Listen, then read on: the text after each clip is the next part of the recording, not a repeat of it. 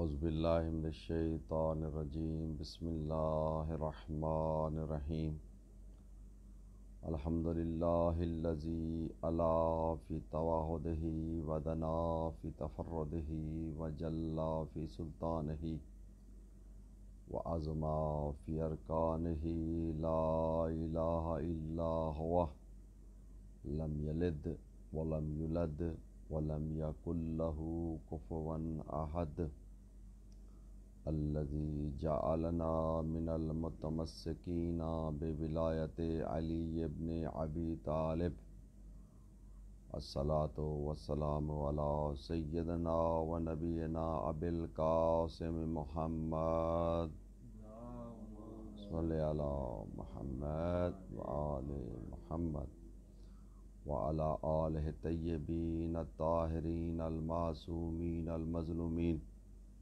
ولعنۃ اللہ علی اعدائہم اجمعین اما بعد فقد قال سبحانہ وتعالی فی کتابہ المجید بسم اللہ الرحمن الرحیم وَإِذَا قِيلَ لَهُمْ لَا تُفْسِدُوا فِي الْأَرْضِ قَالُوا إِنَّمَا نَحْنُ مُصْلِحُونَ صلوات پڑھ لے بلند آواز صلی اللہ محمد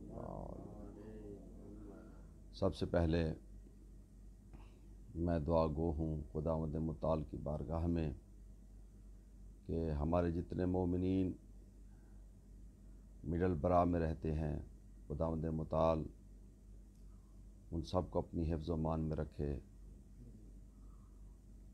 اور عموماً تمام مومنین شیفیلڈ میں ہیں، پاکستان میں ہیں، کسی دیہات میں ہیں، کسی گاؤں میں ہیں، کسی قریہ میں ہیں، امریکہ میں ہیں، جہاں جہاں بھی ہیں خداوند متعال ان کو اپنی حفظ و امان میں رکھے اور اس وبا سے انسانیت کو محفوظ رکھے۔ آج کی گفتگو کوئی اتنی لمبی چوڑی نہیں ہوگی، میں نے ضروری سمجھا کہ چند منٹ آپ کے لیے جائیں۔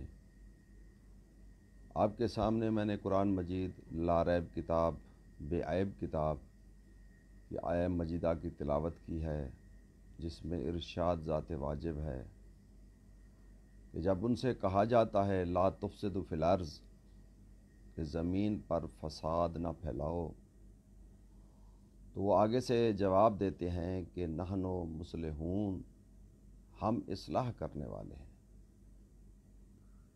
ہم فساد والے نہیں ہیں، ہم تو مصلح ہیں، ہم تو اصلاح کرنے والے ہیں۔ حالانکہ اللہ فرماتا ہے کہ وہ فساد برپا کر رہے ہیں لیکن اس کا وہ شعور نہیں رکھتے۔ میں بڑا اہم ٹاپک ہے آج، اکثر میں متنازع باتوں پر گفتگو نہیں کرتا، حتیٰ کہ اگر کوئی ہمارا سنی بھائی بھی کسی بات پر گفتگو کرتا ہے متنازع تو میں اس کو اگنور کرتا ہوں۔ کیوں کہ ہمارے نزدیک اتحاد امت بہت بڑا ضروری ہے، اتحاد امت کی اس وقت بہت ضروری ہے۔ آپ دیکھ رہے ہیں کہ استعمار اپنی پوری قوت کے ساتھ اتحاد مسلمین کو، اتحاد امت محمدیہ کو پارا پارا کرنے کے چکر میں رہتا ہے ہر وقت۔ جسے آپ دیکھیں شام ہے، فلسطین ہے، یمن ہے، عراق ہے، افغانستان ہے، کون سی جگہ ہے جہاں پر استعمار کو موقع ملا اور اس نے مسلمانوں کو پارا پارا نہیں کیا۔ کچھ عرصہ پہلے میں یعنی تقریباً یہ 2006-07 کی بات ہے، 6 کی یا 5 کی بات ہے، کہ میں نے علامہ سید جواد نقوی کو سنا، کسی جگہ پہ گیا ہوا تھا، تو مجھے احساس ہوا کہ یہ انسان ماشاءاللہ بڑی اچھی سوچ رکھتا ہے، بڑی اچھی گفتگو کر رہا ہے، اور یہ بندہ اصلاح امت کا ہو سکتا ہے کہ سبب بن جائے، اتحاد امت کا سبب بن جائے، اور ایک روشنی کی کرن نظر آئی ہمیں۔ لیکن جو جو وقت گزرتا گیا میری یہ خام خیالی بہت جلد دور ہو گئی، کیونکہ علامہ موصوف کی گفتگو، خطبات جو بعد میں کچھ کلپ کی صورت میں بھی آتے رہے، جیسے آج میں نے ان کی آج ایک گفتگو سنی، انہوں نے کہا کہ کلپ بنائے جاتے ہیں اور یہ ایک مافیا ہے۔ اس میں کوئی شک نہیں ہے کہ لوگ چھوٹے چھوٹے کلپ بنا کر اس کو استعمال بھی کرتے ہیں، لیکن جب پوری گفتگو سن لی جائے تو پھر انسان کسی نتیجے پر پہنچتا ہے۔ گزارش یہ ہے کہ علامہ صاحب جس انداز میں، جس طریقے سے گفتگو کرتے ہیں، میں خود ایک دیہات میں رہتا ہوں، دیہاتی ایک مولوی ہوں، کوئی روشنیوں والا شہر نہیں ہے، میرا بہت بڑا ایک بیکورڈ ایریا ہے اور چھوٹی سی کچی مسجد کا ایک پیش نماز ہو سکتا ہوں۔ یہاں کبھی بجلی آتی ہے، کبھی نہیں آتی، لیکن جیسے مولانا صاحب اپنی ہر گفتگو میں اپنی رائے دیتے ہیں، اسلام کی وہ پہلو، ملت خصوصاً ملت تشیع کے وہ پہلو کہ جس میں علماء حقہ نے ہمیشہ تائید کی ہے، مجتہدین نے ہمیشہ تائید فرمائی ہے، اور اس کی علامہ موصوف نے ہمیشہ نفی کی ہے۔ ہم تو یہ سمجھتے رہے کہ علامہ صاحب شاید خط رہبر پر ہیں، خط امام خمینی رضوان اللہ تعالی علیہ پر ہیں، لیکن ان کی جتنی گفتگو میں نے سنی، کافی عرصے سے کچھ ویڈیو بھی دیکھی، تو مجھے احساس ہوا کہ یہ خط نہ ہی میرے رہبر کا ہے اور نہ ہی امام خمینی کا یہ خط ہے، یہ خط، یہ نہج کسی اور طرف جا رہا ہے، اور ان کی تمام گفتگو مجتہدین کی نفی کر رہی ہے، اور یہ خود علامہ موصوف خود نہ مجتہد ہیں اور نہ صاحب رسالہ ہیں۔ اگر صاحب رسالہ بھی ہوتے تو کم از کم ان کی تقلید جو لوگ کرتے وہ ان کے لیے حجت تھی، وہ لوگ ان پر عمل کرتے، لیکن علامہ صاحب جب خطبہ دینے کے لیے آتے ہیں تو اپنی رائے جناب بغیر حوالے کے، بغیر کسی دلیل کے شروع کر دیتے ہیں، خدا جانے یہ کہاں سے مطالعہ کرتے ہیں۔ اور مجھے لاکھ اختلاف ہے مرزا انجینئر محمد علی سے، لیکن مجھے ایک بات کی خوشی ہے کہ جب بھی وہ آ کے بیٹھتے ہیں، گفتگو کرتے ہیں، تو اتحاد امت کی بات کرتے ہیں، اور ساتھ وہ کتب کا حوالہ پیش کرتے ہیں کہ جناب فلاں کتب میں یہ واقعہ ہے، فلاں کتب میں یہ واقعہ ہے۔ اور بلکہ میں یہاں پر اس کا ذکر کرنا ضروری سمجھتا ہوں کہ جب پیچھے ایک کلپ دیکھا میں نے علامہ جواد نقوی صاحب کا، تو اس کلپ میں انہوں نے کہا ہے کہ شیعہ نے صحابہ کا حق ادا نہیں کیا اور سنیوں نے بھی بعض صحابہ کا حق ادا نہیں کیا۔ نہیں بھائی، ایسی بات نہیں ہے، آپ حکم کلی لگا رہے ہیں۔ کچھ لوگ ہوں گے جو بعض صحابہ سے اختلاف کرتے ہوں گے، یا ان کی ایک ایمان بن چکا ہے، یا ان کی ایک رائے بن چکی ہے کہ ہم نے اختلاف کرنا ہے، اور بعض سنی بھی اس چیز کے قائل ہو چکے ہیں۔ لیکن آپ نے دیکھا ہوگا کہ مرزا محمد علی کے کلپ، انجینئر صاحب کے، کہ انہوں نے کئی دفعہ حضرت عمار ابن یاسر پہ گفتگو کی، اور کئی دفعہ حضرت ابو ذر غفاری پہ انہوں نے گفتگو کی، وہ صحابہ کرام جن کو تشیع بھی مانتے ہیں اور جن کو ہمارے اہل سنت بھائی بھی مانتے ہیں۔ اور اسی طرح میں تو اس دن زیادہ میرے دل میں ان کے لیے عزت پیدا ہو گئی، مرزا صاحب کے لیے، کہ جب انہوں نے حضرت ابو ذر غفاری کی گفتگو کرتے ہوئے ان کی مصیبتوں کا ذکر کرتے ہوئے رو پڑے، رونا ایسے نہیں آتا، دل سے آتا ہے۔ اور مولانا اسحاق بڑی خوبصورت انداز میں گفتگو کرتے رہے اور دنیا سے چلے گئے، خداوند متعال ان کو غرق رحمت فرمائے۔ اسی طرح مولانا طارق جمیل صاحب ہیں، وہ تمام صحابہ کو، چاہے وہ تشیع جن کو مانتے ہیں جیسے علامہ صاحب کے بقول، میں تو کہتا ہوں کہ سب صحابہ کو جو رسول اللہ کے ساتھ ہیں بالقلب،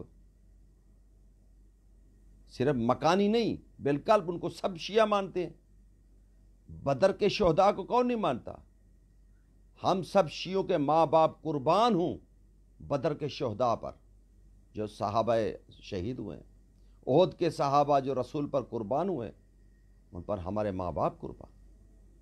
اور خود میری ایک سوال یہ ہے کہ علامہ صاحب نے خود کتنے صحابہ پہ گفتگو کی ہے؟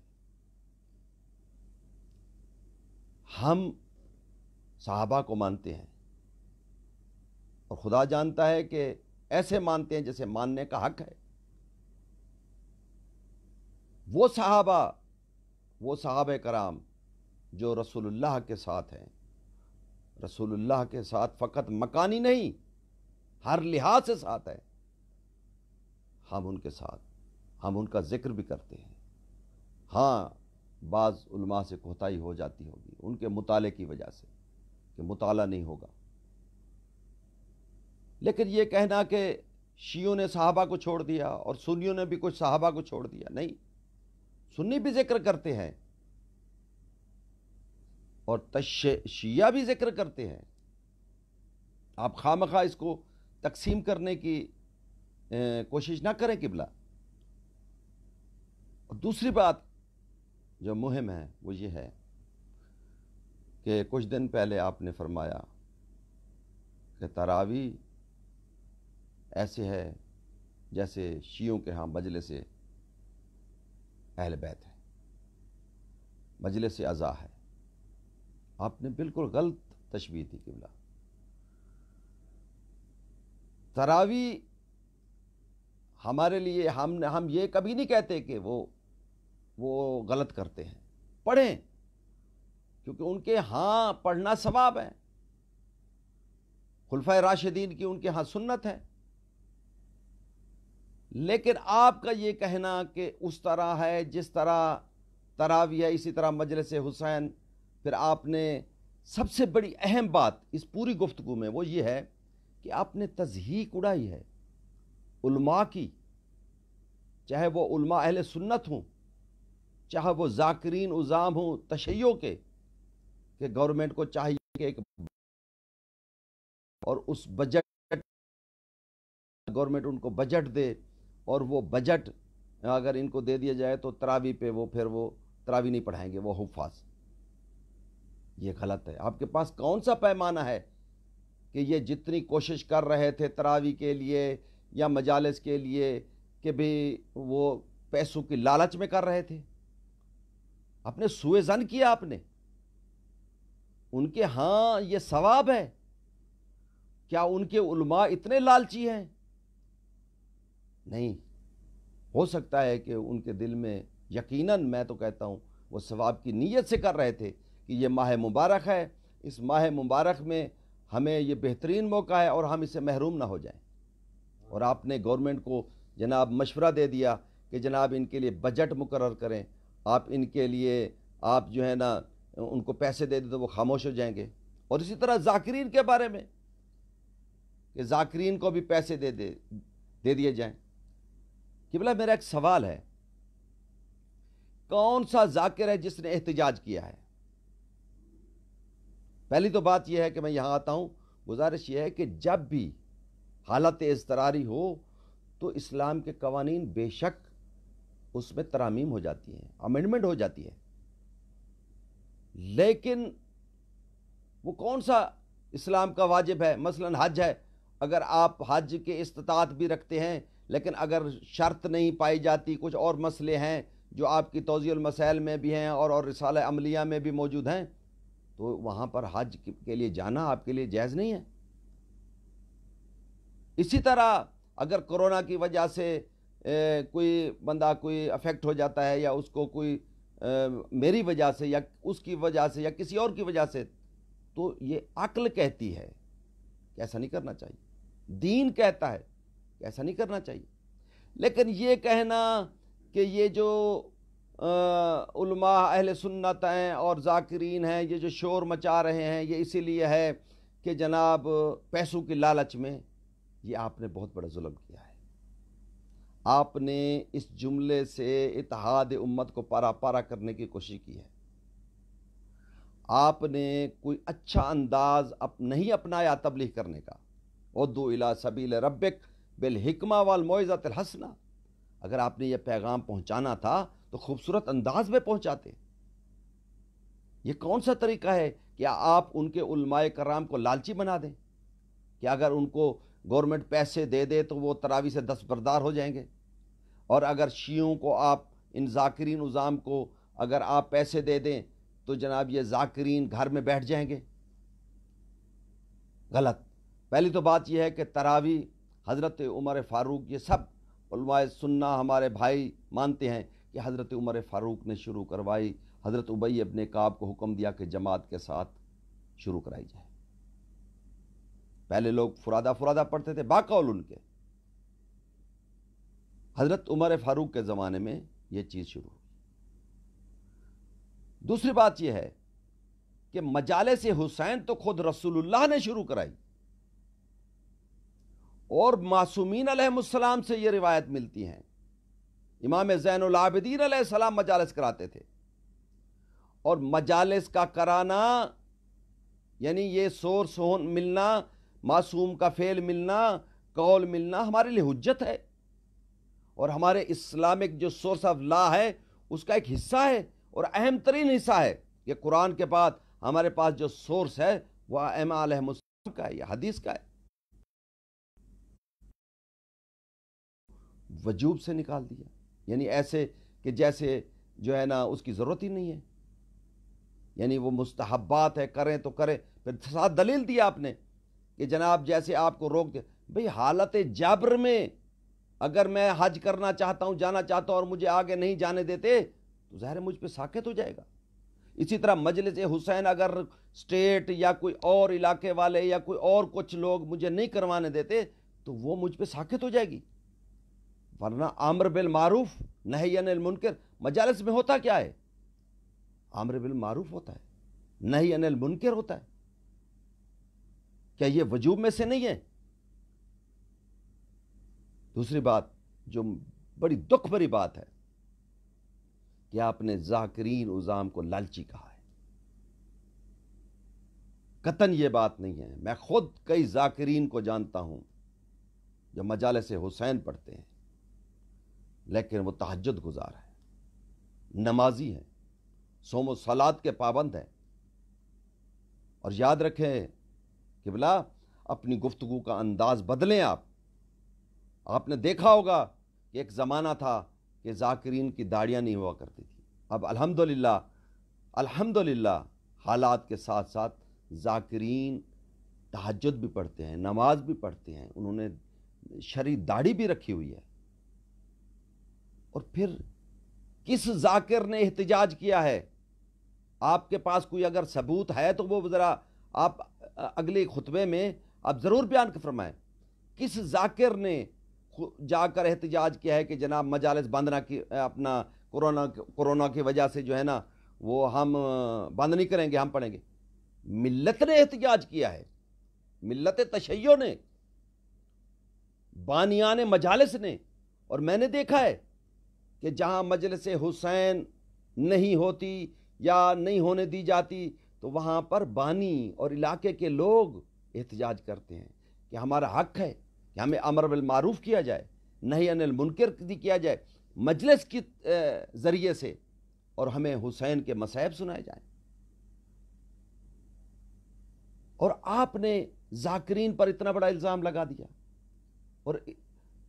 اور حکم بھی ایسا لگایا کہ ذاکرین. پھر بعد میں نے ایک آپ کے چاہنے والے کا کلپ دیکھا، اس میں وہ کہہ رہا ہے کہ کچھ ایسے ذاکر مجالس ہوتی ہیں، کچھ ایسی مجالس ہوتی ہیں. بھئی آپ نے مطلقاً کہا ہے کہ جو ذاکر ہوتے ہیں جن کو فیس کی ضرورت ہوتی ہے میں کہتا ہوں کہ فیس کی ضرورت بالکل ان کی ہوتی ہوگی، لیکن ان میں سارے ذاکر بے دین نہیں ہیں، بڑے دیندار لوگ ہیں اس میں، چاہے وہ مولوی مولانا صاحب ہیں وہ بھی تو ذاکر ہیں، اگر کوئی دوسرے جو نثر میں پڑھتے ہیں وہ بھی ذاکر ہیں، لیکن آپ نے یہ کہنا کہ یہ ذاکر لالچی ہیں، اپنے لالچ کی وجہ سے احتجاج، قطعاً غلط ہے۔ اور یاد رکھیں قبلہ، اللہ کے راستے کی طرف بلانے کا یہ انداز مناسب نہیں ہے، اور یہ جو بچے آپ کے سامنے بیٹھے ہوتے ہیں ہزاروں کی تعداد میں، یہ آپ قوم سے نہیں لے کے آئے، یہ پاکستانی بچے ہیں، اور یہ بچے وہ بچے ہیں، اگر ان سے آپ پوچھیں کہ کتنے پشتوں سے آپ شیعہ ہوئے ہیں، ملت تشیع کو اختیار کیا ہے، تو کوئی کہے گا کہ 2 پشتوں سے، کوئی کہے گا کہ 3 پشتوں سے، کوئی کہے گا 4 پشتوں سے، کوئی کہے گا 5 پشتوں سے، کوئی کہے گا 6 پشتوں سے، کوئی کہے گا 7 8 9 پشتوں سے۔ تو برے صغیر میں تشیع پھیلائے کس نے؟ کہ بلا آپ تو آج آئے ہیں، یہ تشیع کس نے پھیلائی کہ جن کے بچے آج آپ کے سامنے بیٹھے ہوئے ہیں اور آپ ان کو اپنا عقیدہ پڑھا رہے ہیں، اپنا عقیدہ ان بچوں کو فیڈ کر رہے ہیں آپ۔ علماء حقہ کا عقیدہ یہ قطعاً نہیں تھا قبلہ جو آپ بیان کر رہے ہیں۔ ہم نے بھی کچھ عرصہ مدارس میں علماء کے قدموں میں بیٹھے ہیں، یہ قطعاً یہ وہ عقیدہ نہیں ہے۔ ان بچوں کو، ان کے بزرگوں کو، ان قبیلوں کو کس نے شیعہ کیا؟ آپ نے نہیں کیا قبلہ، آپ تو ملت کو تقسیم در تقسیم کر رہے ہیں۔ میں تو اس وقت بھی حیران ہوا جب آپ کے سامنے یہ نعرہ لگا کہ صلو علی محمد روح خمینی آمد، آپ بن گئے کب سے؟ روح خمینی کی روح تو یہ فرماتی تھی کہ عزاداری حسین ہماری شاہرگ حیات ہے، اس شاہرگ حیات کے بغیر کیسے زندہ رہ سکتے ہیں، جس کو آپ نے تراوی کے ساتھ تشبیہ دے دی۔ اور پھر وہ ذاکرین جن کو آپ بے دین کہتے ہیں، عقل کل کوئی نہیں قبلہ، معصوم کوئی نہیں ہے، غلطیاں ہوتی ہوں گی ذاکرین سے، انسان کے اندر ایک لالچ کا عنصر بھی ہے، لیکن اس کے ساتھ میں کہتا ہوں 100% نہیں، 10% تو انہوں نے کوئی اچھا کام کیا ہوگا۔ آج اتنی تعداد میں آپ سٹوڈنٹ سامنے بٹھا کے آپ ان کو پڑھا رہے ہوتے ہیں، ان کو لیکچر دے رہے ہوتے ہیں، ان کو اپنا عقیدہ پڑھا رہے ہوتے ہیں، ان کے بزرگوں کو کس نے شیعہ کیا؟ آپ ذرا غور کریں کہ برے صغیر میں کس نے تشیع کو پھیلایا۔ یقیناً اگر آپ مطالعہ کریں، اور انشاءاللہ آپ کو کرنا چاہیے کہ تشیع کیسے پھیلی یہاں پر، تو میں آپ کو بتا دیتا ہوں، ان ذاکرین کی وجہ سے پھیلی۔ عبداللہ شاہ غازی دربار پہ آپ کبھی گئے ہوں گے؟ نہیں گئے ہوں گے، وہ امام زادہ ہے، بڑے قریب سے مولا علی علیہ السلام کے اولاد میں سے حسنی ہیں، انہوں نے تشیع پھیلائی۔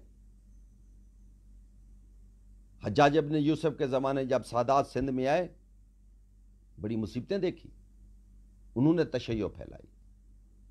اس کے بعد جتنے بزرگان دین آئے، انہوں نے تشیع پھیلائی۔ یہ صرف بزرگ نہیں تھے، یہ بہت بڑے عالم تھے،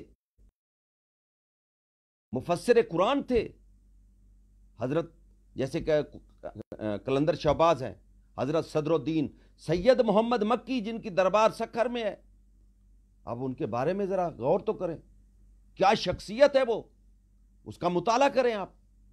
حضرت جلال الدین بخاری، حضرت بدر الدین جو شریف میں ہے، حضرت راجن قتال شہید ثالث لکھتے ہیں کہ برے صغیر میں سب سے پہلے جس نے عزاداری شروع کروائی ذاکرین کے ذریعے سے، اور علل اعلان انہوں نے عقیدہ کو ختم کیا اور ترویج علوم آل محمد شروع کی، وہ حضرت راجن قتال ہے۔ جن کی دربار کروڑ لالیسن میں ہے. اسی طرح میں نے ایک اور ہمارے عالم دین گزرے ہیں جن کے بارے میں شہید ثالث بھی لکھتے ہیں، علامہ احمد بن نصر اللہ ٹھٹوی سندھی. اس کی کیا خدمات ہیں، جس کے خواب میں مولا علی آ جائیں اور نجف سے ایک مرزا حسن ابو الحسن اس کے لیے تفسیر کشاف لے کے آئے مولا علی کے حکم سے. ان لوگوں نے عزاداری پھیلائی. یہ جو بیٹھے ہوئے ہیں آپ کے سامنے، ان کے قبیلے، ان کے آباء و اجداد پہ کس نے محنت کی؟ علامہ باقر ہندی نے محنت کی، علامہ قبلہ علی نقن نے محنت کی، سید محمد دہلوی نے محنت کی، حضرت آیت اللہ یار شاہ صاحب کے خود محنت کی اور ان کے قبیلے نے محنت کی، قبلہ غلاب شاہ صاحب کے قبیلے نے محنت کی، شیخ الجامعہ علامہ اختر عباس کے محنتیں ہیں اس میں. اسی طرح ذاکرین میں احمد بخش بھٹی کی محنت ہے جناب آل اللہ مقامہ کی. اور میں خود گواہ ہوں کہ ایک رات مجھے موقع ملا وہاں رہنے کا. وہاں جب میں جا کر رہا تو میں نے دیکھا کہ تقریباً اذان صبح سے پہلے چند بندے آئے، میں نہیں جانتا تھا کون ہے، ان کی قبر پہ آئے، نماز تہجد ادا کی. نماز پڑھنے کے بعد اذان ہوئی، اذان کے بعد انہوں نے نماز صبح پڑھی، اس کے بعد اس کی قبر پہ بیٹھ گئے اور وہ دعائیں پڑھی امام سجاد علیہ السلام کی کہ اللہ کی پناہ. میں حیران رہ گیا. یہ احمد بخش بھٹی کی قبر کی بات کر رہا ہوں جو ذاکر اہل بیت تھا. انہوں نے تشیع پھیلائی. مولانا مبلغ اعظم مولانا محمد اسماعیل نے قبیلے کے قبیلے تشیع کیے. اختلاف ہوں گے لاکھ لوگوں کو، تاج الدین حیدری صاحب کے ساتھ بھی اختلاف ہوں گے، لیکن انہوں نے تشیع پھیلائی. بلکہ آپ اگر ڈیرہ غازی خان سے لے کر آپ داجل کے علاقے تک آئیں تو آپ یہاں پہ جتنے بھی تشیع ہیں، بلکہ ایک علاقہ ایسا جس علاقے کو منی ایران کہا جاتا ہے. اب آپ ان سے پوچھیں کہ آپ کیسے شیعہ ہوئے تو وہ بتاتے ہمیں ایک مسافر سید شیعہ کر کے گیا ہے جس کا نام بھی پتہ نہیں ہے ان کو. آج آپ ذاکرین پر ان کی اصلاح کریں، اگر کہیں غلطی ہے تو ان کو اس طرح آپ اصلاح نہیں کر سکتے کہ آپ ان کو لالچی کہیں، ان کو دھتکاریں. آپ کہیں کہ جناب یہ پیسوں کے لالچ میں احتجاج. کس ذاکر نے احتجاج کیا ہے؟ بلکہ احتجاج ملت کرتی ہے اور کرتی آ رہی ہے اور کرتی رہے گی. بانیان مجالس نے احتجاج کیا ہے، ذاکرین عظام نے نہیں کی. یہی ذاکر اپنی طرف سے جتنا ہو سکتا ہے ہر کوئی خدمت دین کر رہا ہے. میں پھر عرض کر رہا ہوں کہ غلطیاں بھی ہوں گی ان میں، لیکن آپ کو کوئی حق نہیں پہنچتا کہ آپ کسی بھی مسلک کے علماء پر لالچ کا الزام لگائیں، کسی بھی اور ہمارے ملت تشیع کے ذاکرین عظام پر آپ لالچ کا الزام لگائیں. اور مجلس کے لیے تو نص موجود ہے، آپ اس کو تراویح کے ساتھ تشبیہ دے دیا آپ نے. اور میں آپ کو ایک اور بات بتاؤں قبلہ کہ یہاں پر ترویج علوم آل محمد کے لیے جتنی سادات نے کام کیا، اور آپ نے سادات کے بارے میں یہ کہہ دیا کہ آج سادات کی ساری زمین ہے، جب چاہتے ہیں جہاں چاہتے ہیں علم لگا دیتے ہیں. خدا کے لیے اب کن باتوں میں پڑ گئے ہیں؟ ہمیں کیا امیدیں تھی آپ سے، لیکن آپ کیا کرنے لگ گئے ہیں؟ پیر فضل حسین شاہ صاحب سرگودے والے، آپ ان کی خدمات دیکھیں. یہاں سندھ میں آ کر آپ، بڑے افسوس کی بات ہے کہ آپ جیسے بندے سے ہمیں یہ امید نہیں تھی. اور آپ کبھی امیر مختار کے بارے میں، کبھی سیاست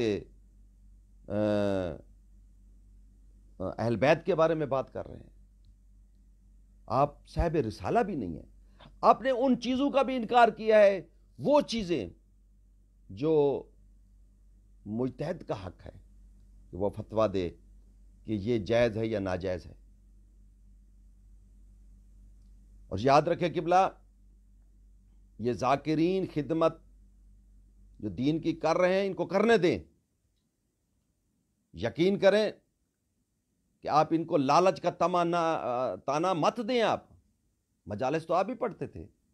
یہ تو اب آپ کے پاس کہیں سے اللہ دین کا چراغ آیا ہے کہ ماشاءاللہ اب آپ کو مجالس حسین کی ضرورت نہیں رہی. مجالس آپ پڑھتے رہے, فیس بھی آپ وصول کرتے تھے. یہ ضرورت ہے.